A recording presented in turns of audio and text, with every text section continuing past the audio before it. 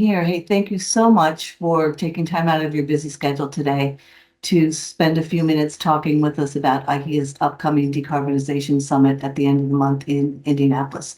I have a few questions I'd like to ask you. Can we get right to it? Sure, absolutely. Let's do it. Awesome.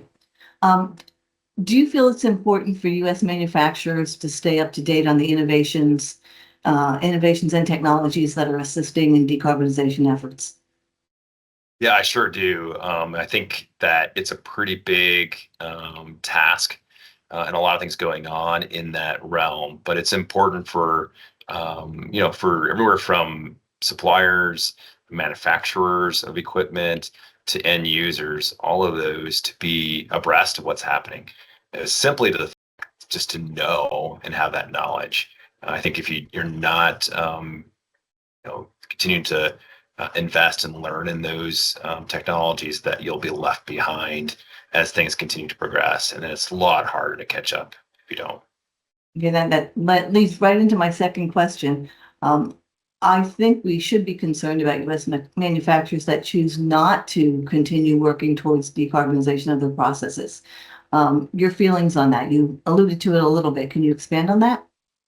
Yeah, it actually reminds me, and I was thinking about this, of a book I just read about Henry Heinz, who started Heinz Food. And back in his time, he invested in food safety before there was any regulatory requirements or any of that.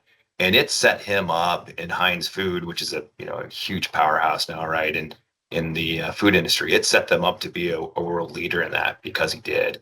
And I think the same holds true now for decarbonization and some of those key things. I think as companies, it's important for us to invest in those, regardless of what kind of regulatory requirements there are in those, because it sets us up to be competitive and to be really an opportunity to take advantage of those as things continue to change.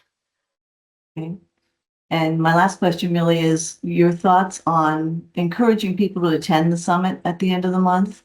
Uh, you know, why do you think it's important for those responsible for sustainability within their companies to join us in Indianapolis?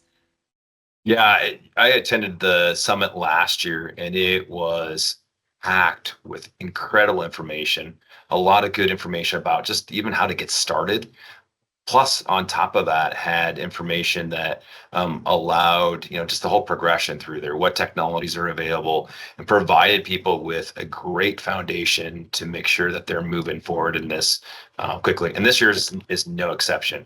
I've had the opportunity to be part of the planning of it, and we have really laid out some really good speakers, really good people that are knowledgeable in how to provide this information to anyone who comes. And so I strongly encourage anyone who's even thinking about it to, and simply the fact that it allows them to really get a good starting point.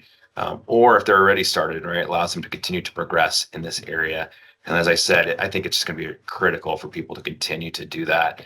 It's not a time to really kind of stop or to look elsewhere. I think it's really anytime now is the time to get the information, and the Decarbonization Summit really provides that in a great, 2.5 day type frame there that really provides a lot of good information. I do want to mention that you will be on our closing panel, so people will get to ask you questions, and that closing panel is fantastic. So I want to thank you for joining it. And then I also want to just mention that we have extended the early registration fee deadline so people can save money by registering now through the middle of next week. So I encourage them to go on to our website. Uh, James will have that on the screen when we upload this video. And we look forward to seeing you at the summit. We thank you for your time today. Thanks, Ann. I hope so too, and I appreciate the time, and look forward to seeing all the attendees that do come. Great, Chad. We'll see you in a couple of weeks. Thank you so much. You're welcome. Thanks.